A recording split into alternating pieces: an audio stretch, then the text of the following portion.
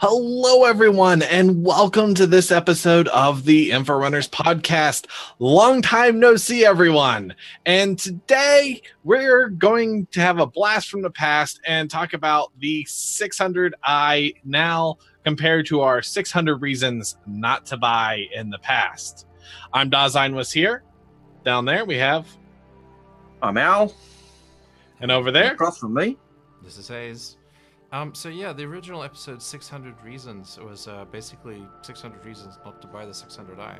And quite thankfully, a lot of the reasons we said you don't want to buy the 600i have not come to pass.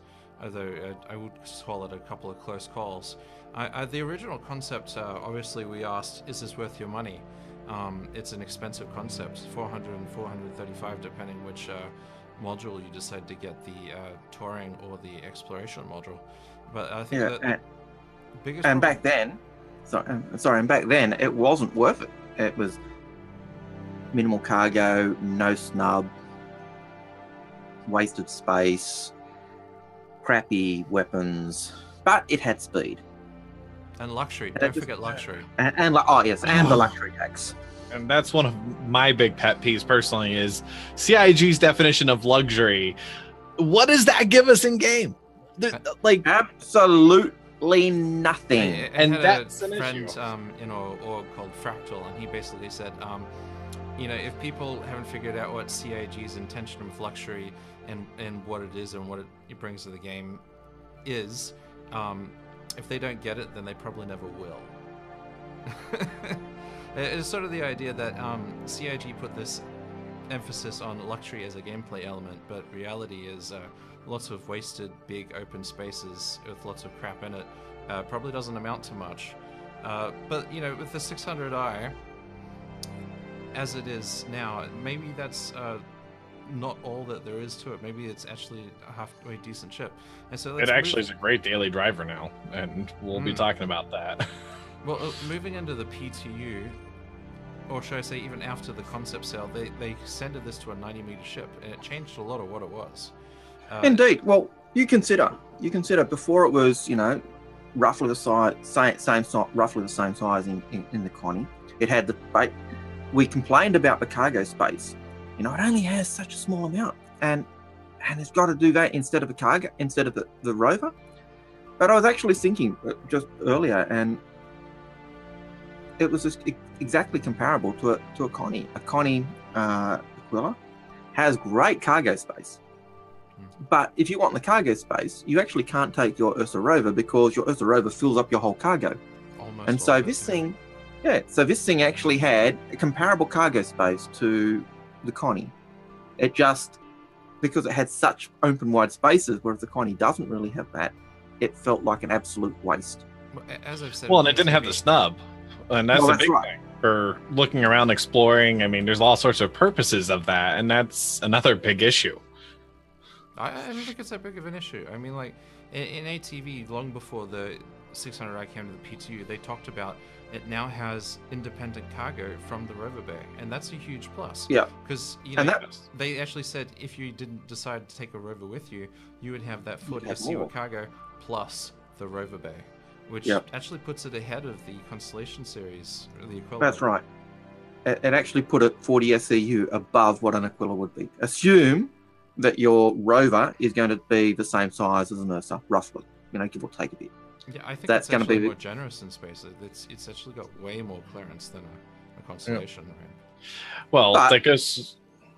But in terms of what I'm saying, in terms of the rover, if you say the Origin rover is the same size as an Ursa rover, then you can say that you can almost say, okay, the 40 SCU plus whatever an Aquila has in cargo space, because that's what the rover fills up. And so that was a huge plus. That 40 extra cargo is big. But in terms of the SC, in terms of a snub, if you took the snub off a Connie, maybe they'd have been able to push in and put that extra 40 SCU. But it's funny you mentioned that. Well, I was saying the snub fit a razor into the cargo bay of a 600i. It actually fits rather convincingly. Oh, other way. Yes, I've seen that, but the snob is not really an issue now when you see what it's got. But that was it previously. When you just had the zero cargo and you're losing that extra functionality. Now you have that addition, and the other thing, which was an issue in the PTU, was the speed, and that was something that was a little concerning because this ship, what the only big selling point is luxury and it's fast. It's really, really fast. I have to tell you, most of the community did said, luxury, I don't give a shit about. This is a ship, and it goes fast. It was the one selling point for most people. That's right. I've got to be honest, it makes me concerned about the 890. Because one of the big selling points for the 890 was this thing is fast. Yeah. It will run away from it's not supposed to fight, it's supposed to run. And if this ship had exactly the same criteria as, in the same category as the 890, the 890 is likely to have the same problems. Well, that's slightly off topic, but when they put it into PTU, and there's even leaks from Evocati, basically everyone's saying, what the hell, this is slower than a damn reclaimer. And it's not even, it's like, a Constellation is like so much faster than this, and this was billed as a fast ship, and you've made it into a big fat sort of, slowpoke of a machine. You've ruined our ship. There was a huge outcry, and then the people started putting into question the size of the components, because it was essentially freelancer size if it's slow, give me large components for a shield so I can actually defend myself. But no, you don't need them because you don't use the weapons, so it's okay. They doubled down on it. They went out on the PR every time they question. It's like, oh, it doesn't need it. It's not like all these industry ships which are going to be using them or a combat ship. And it's like, well, I understand there's game balance. There's this thing where if you can't have a ship do everything, but if it's not going to be fast, it needs to have better defenses. Or it either needs super armor and super shields if it's not going to be like, either needs to be like a Terrapin if it's going to chug along, or it needs to have, I'm out of here, see ya, and be like speedy. Because if you look at the small little remote turrets, they actually got a small buff because, and just look at them. It looks right now like this huge gun on a little turret because they designed it for such a small concept. The original concept had those as, was it originally size 3? I can't remember. I think it was size 3s. Yeah, it's like they actually put the wrong size gun on the turret. I would guess that was supposed to be size 2s, just from memory, just because that's what it was supposed to be Connie equivalent. And so the turrets on the Connie were size 2s, originally supposed to be size 3s, but they got buffed down because the size 3s looked really moronic on the little turret. No, they actually raised the size up. Like they changed it up to size 3. Yes, on this one. Yeah, on this one. On this one, they've upped it. On the Connie, they were originally supposed to be size 3s. If you go back to looking at the original... The original Connie finding two Hornets, Chris said, we had to put size 2s on. That was originally supposed to have Panthers, but when we put the Panthers on, they looked wrong. And so they reduced it to size 2s. This was supposed to have the same, but they've actually upped it. Yeah, it looks so weird with these toothpick turrets. There's like a toothpick, and then you've got a sort of turret, and then these massive size 3 guns on it. It's like, is that placeholder, or did you really think that would work? Well, what makes it even better is when you look at the gun that's like glued to the top. I'm like, seriously, what happened to style? This to me is the height of laziness on the ship design. No offense, we're sleek. I will say in defense of the huge gun on the turret, I think it in a sense justifies what they did with the Connie when they reduced the size 3 guns down to size 2 to make them fit the turret. Because upping the guns on this thing just doesn't. It looks weird, and it actually goes with what. Yeah, but the entire turret was just a toothpick. It's like you could build a new turret. You could literally be like, okay, let's build a turret that makes sense, not just be like, oh, let's do it the other way around. Because you should be designing your ship around the weapon platforms on it, not the other way around. What size gun it has on it? The turret's just woeful. But I think this is kind of a repair, like last-minute repair job, because I can change the number setting that says what gun size this turret can fit without changing the geometry. I've then got to go in. If I want to change the geometry, I've got to change the whole ship. that if I just change the number and says, oh yes, it can take this size, bang, I solve that problem in the interim. Well, so anyway, we had this huge community backlash, and from PTU and onwards, people were complaining about the forums. They were like, there's so much so that the developers were like asking for feedback on the ships. It's like, yes, we get your concerns about the 600i. Clearly, can you please talk about the other ships? Because basically everyone was like going off about how woeful the 600i compared to what it was sold as sort of the concept. In fairness to the 600i though, it did have a beautiful view. It's that still was got one of the top 2 reasons to buy this was the beautiful cockpit view. And the speed. And the speed, literally. Well, I'm gonna have to say though, with everything being said and all of those flaws we mentioned, the one big thing that the size increase did help bring, at least in my opinion, is the amount of crew space in there. And I feel like that's actually valuable. Not just crew space. You have not just enough to crew, but you have enough for guests and everything on there. And that's really important, let alone the escape You have enough room for a mosh pit. Just crew capacity with regards to beds and stations. This thing can crew twice as much as a Constellation comfortably. This is almost like, this feels like a home compared to a Constellation, which is a 10. It's a big difference. and that's a big difference in the like the Connie can take 4 crew or 5 crew, but it does feel cramped. Whereas this, the size increase, even before the size increase, it didn't feel cramped. But the other thing is, like, have you noticed that the touring and the exploration model, every single room that was in the 2 variants is now included in our current version, the 600i. They've merged both concepts into one. Honestly, that's kind of hopeful for me, because this will be a really good daily driver and explorer as is. But if the touring module ends up being able to have extra space to do VIP touring, that gives it a whole bunch of extra options. That exploration has enough VIP stuff in here to do VIP touring? Well, it's that, but I'm saying, just imagine the luxury if you remove those scanning modules and maybe add some extra room. Just imagine the extra stuff. No. Get rid of it. Hot tub. Yeah, make it a pool. I like the idea of a luxury suite, like an actual second luxury suite. Like you have one for the captain of the ship, another one for VIP tourists. You have a small little luxury area like that. That's probably what they'll do, honestly. Well, that's the captain realistically does. Remember in the original concept, they said that this doesn't do VIP touring. They literally said, no, this isn't going to do,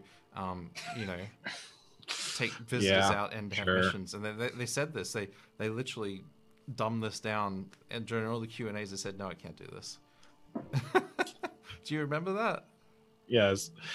Well, I remember all that craziness, and I have to say, I feel like they're listening to the community here, begrudgingly, but they're listening to the community, and that's a good thing, because this ship has turned from something which was a very, very expensive Connie, which the Aquila was actually a better option, or going to the Carrack at that point, to a ship that's a mobile, good daily driver, and has all that extra space and cargo room to actually accommodate a decent exploring team. And honest, it does look good as well. I was really concerned because, like, CIG up until the last moment, they'd only made these changes at the last moment. Like, they had one developer comment on this the entire time for the couple of weeks of testing that we had, and nothing was changed about the 600i. They were doing radio silence, and then at the last minute, after it had been to like full public P2 release, they suddenly put these updated changes, and they did a lot. They changed the turret size. They made the acceleration one of the as fast as a fighter acceleration. The SCM speed is only still 145, but the speed it gets up to it is crazy. In fact, the max afterburner speed is about 20 seconds. Well, that's important because I tried catching it in the blade, and it actually took a little bit of effort to actually catch it. And by then, it was able to quantum away. If you can get that, if you're running, you hit that acceleration, you pull away from it, and while you're pulling away from them, you dial in your jump point. But the original 600i was really maneuverable. It moved really fast in its yaw and pitch, and now it's like it's really slow on its yaw and pitch, but in a straight line, it has an oomph. That feeling This is when I originally did the 600i 600 Reasons. I said it's going to be good because it's that ship that goes oomph. It gives that feeling. It's going to be fun to maneuver and fly, and they've hit that mark, and I'm really impressed. Yes. Well, now they've hit the mark. But I think if they didn't, they would have lived enough salt to cover another Vanguard. You know, Well, come on. Cover a Vanguard? You mean people were saying they've done another Vanguard. It's like it's another car to all. It's like I like the car to all. It's my ship. It's just not what it was supposed to be. That's the issue. Yeah, it's not what was sold. No, car to all still lacks, even though it's a lovely ship because it's a beautiful name. So, like, I think there's like little niggling concerns, especially with the luxury some people have, but I don't really care about that. It's more about this whole modus operandi of this is it's an explorer, and it's not meant for combat, but it can get itself out of that combat. So, like, they made it so if you get into trouble, you lock a couple of missiles on a fighter, you turn around, you do a beeline. Those two rear turrets are perfectly positioned to shoot at anything that chases it. And now that they've upgraded the components to large, which is a huge difference. Absolutely. They're much bigger than 3 single mediums. Yeah, like one large is what a large is equal to 2 mediums, right? 3, I thought it was. I thought it was 2. Well, I thought it doubled each time. Well, but still increasing it to large, the components to large is a huge increase and a big bonus. At the end of the day, the equivalent of 3 mediums in space doesn't match up to a large at all. They can maybe recharge faster on shields, but they don't have anywhere near the same capacity for shielding. there is one elephant still in the room about this ship, and this is the thing that bothers me. As much as this is a good daily driver and will be good at what it does, it still is not a good buy when you can get a Carrack at that actually a little bit cheaper. And the Carrack will have better range, better capacity, and that's a big thing right there. I mean, if you're looking at an Explorer daily driver, fine, but I'm gonna have to say I still go for the Carrack. Well, I even this is an expensive ship now. It's $475 it is an expensive if ship. you want LTI. If you didn't get original cheap prices. It is an expensive ship, and I would even say the Aquila is still a better buy, just based on the fact that you get the P70, you get a P52, which is what, $30, and an Ursa Rover, which is what, $50. So you're getting that kind of $80 kind of added in there, which really cuts off the price of the. Yeah, a 600 has its own Rover, so I wouldn't include It has that in its- the comparison. Okay, don't include the Rover. So but you're still getting that $30 discount on with the snub. I think there's another angle to this. I mean, at the end of the day, this is a better exploration ship than an Aquila. It has twice the computers, twice the scanning stations, larger crew capacity, better ability to fit more cargo, and it's got larger size components, so it's going to be taking hits better. At the end of the day, this is a better, well-rounded exploration ship, and you know, if you absolutely need a snub, it still can do that. You just got to pick and choose between the Rover. And honestly, it's better because you can stick a razor in there. Just slam a razor in there, and you can. That's actually great for someone who wants to explore because you go, boom! I drop a razor there, and I can fly around the planet and do all sorts of fun things. I'd like to see if it fits an 85X, a 2-seater. You know, there's so many different small snubs, and this one gets to pick and choose.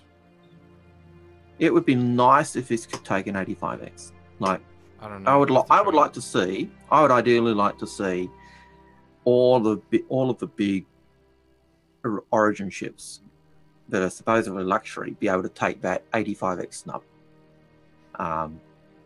I know that the 89 is supposed to be able to take 2 of them. It'd be nice if that could either take 2 85Xs or a 300. It'd be nice if this could take 1 85X or a 100. No, I'm just tossing it out there. And I'm going to be trying. I mean, you know, when those but, ships are available for me to try and stick in, I'll do it. But you know, the thing is, but for the price, you're right. It's not equal to that of a Carrack, but for what it is a good exploration ship. You can't say it's crap. And I think people who got it at the original price may not be that disappointed. I mean, compare this to the Phoenix. That's $350. This is another $75 jump, $85. It's a good deal if you're by yourself. Yeah. That's all I can say there. Comparing this ship to the Phoenix to properly run. This is supposed to have an automated turret and one remote. It's better than the Phoenix. You compare this to the Phoenix, and this one beats the Phoenix hands down, even with that $40, at the $30 P72. Yeah. It's got larger components. The Phoenix, remember, the Phoenix was supposed to have that larger power plant, and that's gone. It was supposed to have, bigger guns, they're gone. It's supposed to have PDS turret. The PDS. Well, apparently that PDS turret is supposed to be coming, but the question that I've got is it was originally a different mount. As opposed to, it's going to just be a turret now. Well, that's an issue because there's the 3 turrets was what was advertised. And that was one of the unique things about it. It had an additional mount. But now the question is whether... Yeah, they've said it's going to be there. The question is whether it just replaces one of the two turrets, or whether it's going to be added they clarified as a third option. It's not replacing one of the 2 turrets. They did clarify that. Good. It's going to be a separate turret. Anyway, the other thing is, have you actually been into the engineering bays in the 600i? They're beautiful. No, you can see under where the components are supposed to slot in, and it's still got like the 2 medium-sized components. And I'm just looking in there, I'm like, they've also got room for medium-sized components to slot in as spares or extras on the wall. And I'm like, they have to redo their entire engineering rooms because someone in the ship pipeline process didn't realize that, oh, wait a sec, this ship has grown from 60 to 90 meters, and suddenly maybe we need the larger size components. It's like no one was talking and realizing maybe this ship has changed, and maybe we didn't update everything else, because at the end of the day, those large size components, you've been in a Starfarer, they're freaking huge. They dedicate entire rooms to these things, and the 600i engineering compartments is cramped to fit those sort of large components in. They're going to have to rework them. So, Hayes, are you saying this ship's going to grow to 100 meters now? No, I'm not going to say it's grow. I just mean that everything that's in those engineering rooms has got to be scrapped for those 3 main, the shields and the coolers, as well as the reactor, because they haven't allocated the room necessary to fit the right size components in. But if the room of the current size fits the current model, and the current space, and then they got to those medium components, fits the current model, and up the side of those components, they are going to have to grow the ship. I don't think so. They've got all that room. This is one of the most spacey of ships. I think they can make it work. It has plenty of wasted space. Yeah, Caterpillar's got less room to fit its large size components. It's got like twice as many as they've allocated into that. I think this will fit. So we reduce the living spaces. We reduce the wasted space type stuff. If you walk in the engineering room, there's just plenty of space in there to walk around. Just make the engineering room more cramped. I mean, that in theory should work, but I don't know. I'm not one of the. I was just throwing it out there. I was just, Yeah. It is. Is it UK building this thing? I'm not sure, to be honest. But if it is UK, we know what happens when they go to the UK. They grow, and if they've increased the components, who knows what's going to happen to the 600i? It's probably just another reason why it's better value for money now. Yeah, and so I guess it's the ship. I like where this sits. I like it as an explorer. If you managed to get the original price, or maybe you discounted that off a ship. I mean, I turned a Banu Merchantman into one of these, and people said, "Oh, how could you do that?" I mean, it wasn't my only one, but I got this on the cheap. This is for me. This ship was cheaper than a Phoenix. Yep. So can you get it value for money? You certainly can if you use some of your previous concept ships. The current value though for 475. It's still pricey. It's pricey. Well, the thing is, the best deal is the CCUs at this point. Just saying. Yeah. But it's as a ship, I recommend it. For its price, maybe not so much. But if you can find ways around that, it's a beautiful ship. I can't deny that. And I've always liked the look of a Connie, and I actually think this trumps a Connie. yeah. So just saying. Well, guys, what do you think? We do love to read your comments. We try to read them all. We try to respond to them all. So please list them below. And of course, remember to like and subscribe this video. And as always, take care. Catch you around. I'm out of here. Take care.